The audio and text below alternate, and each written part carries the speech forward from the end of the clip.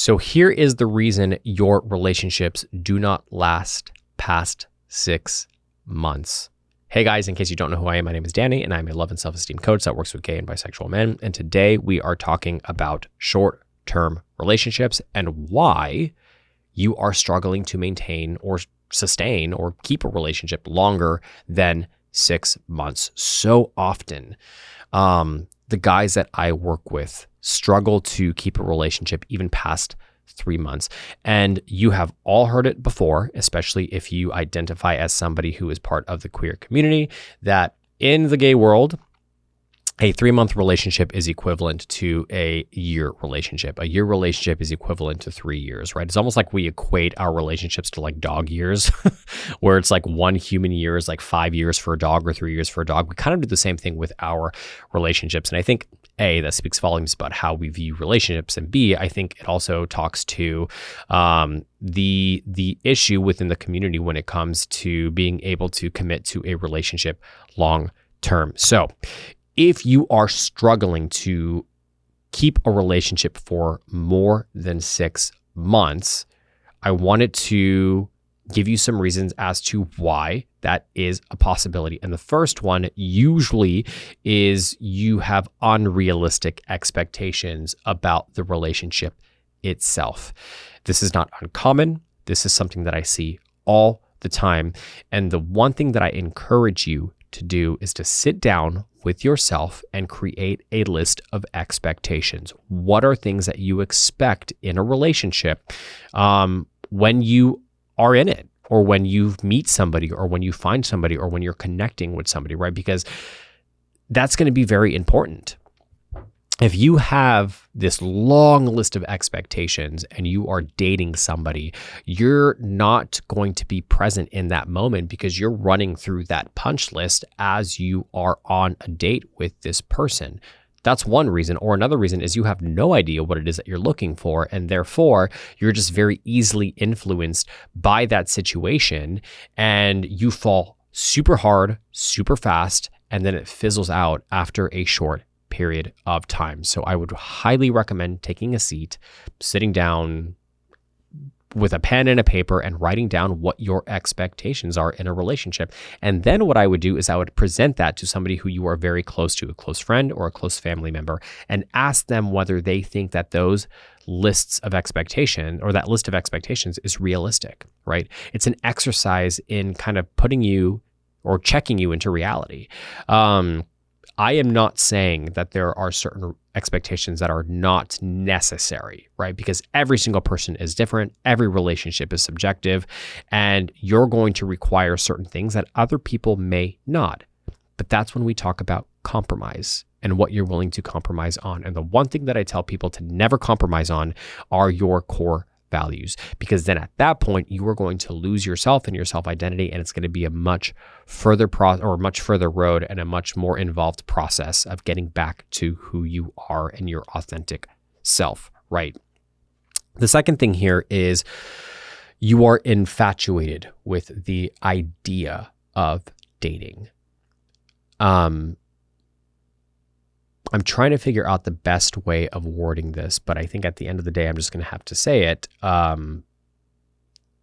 Sometimes you're just not being real with yourself, right?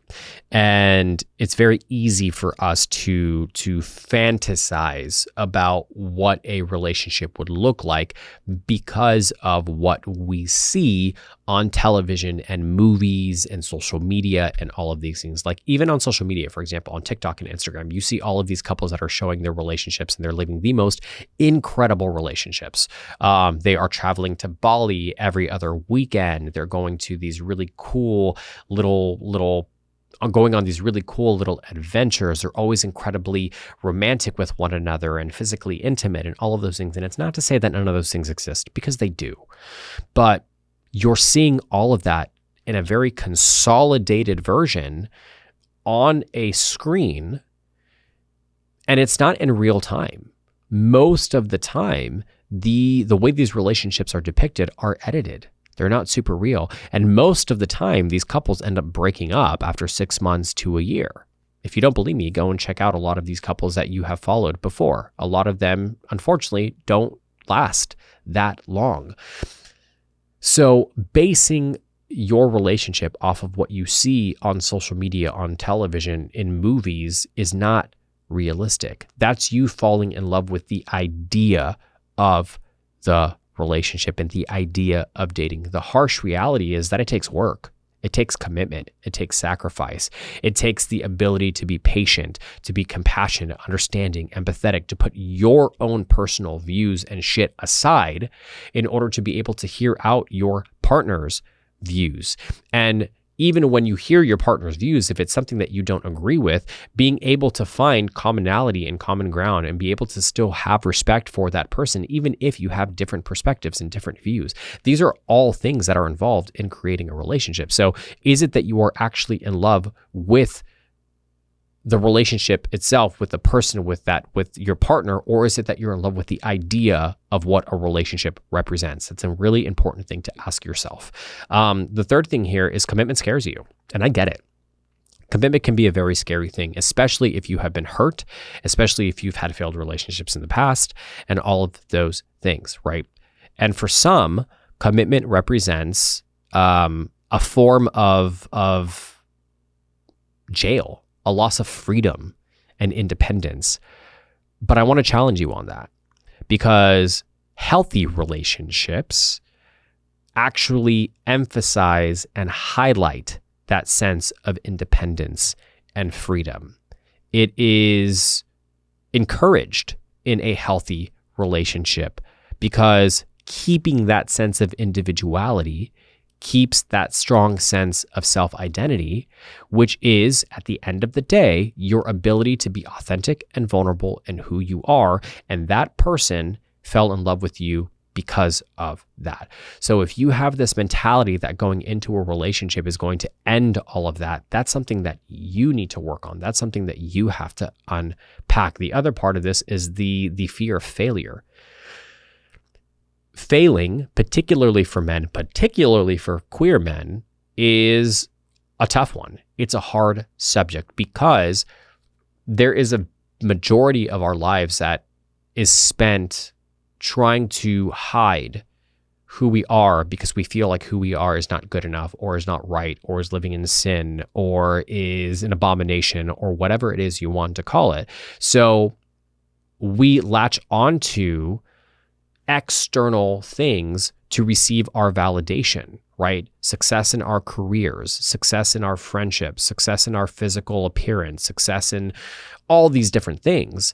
And if we fail at any one of those things, it touches upon the deepest parts of our shame, right? That's a self-esteem issue. That's a self-confidence issue.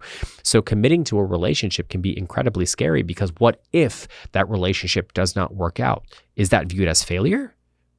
I don't think it is. For me, I think that's actually a lesson learned. For me, I think that you take something from that relationship, and whether you choose to learn from it or not is up to you. But at the end of the day, it's a lesson that needed to be learned regardless. And it sets you up to have a more healthy, sustainable, long-term relationship in the long run with the next person.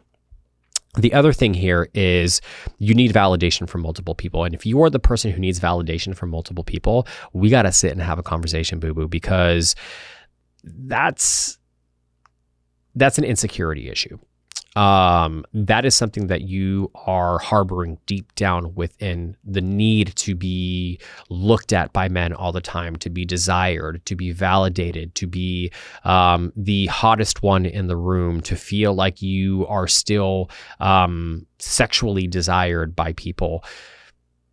There's an uneasiness in that. There is an unsettled soul in there. And we got to figure out why that is the case, right? Because if you're planning on having a healthy, sustainable relationship that lasts past 6 months, you can't be flirting with every Tom, Dick, and Harry that comes into the room when you're in the room with your partner. That's not okay.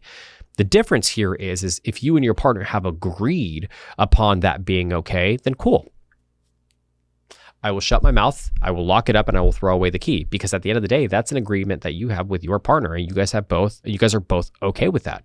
Same with an open relationship. If you agree to go and hook up with other people and do all of those things, and you guys are both consenting to that as adults within that relationship, there's absolutely nothing wrong with that.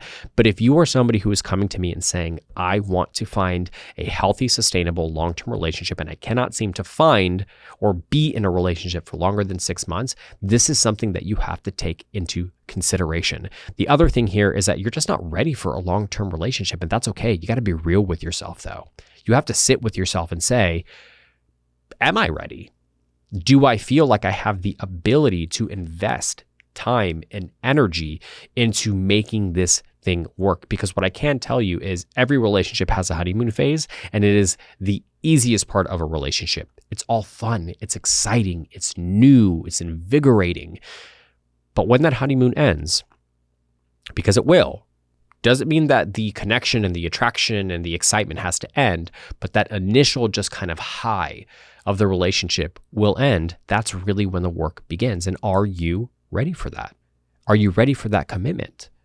Are you ready to commit to yourself that you are going to show up for yourself emotionally, mentally, spiritually, and all of those things physically so that you can be an equal partner in that relationship? And if you're not, that's okay.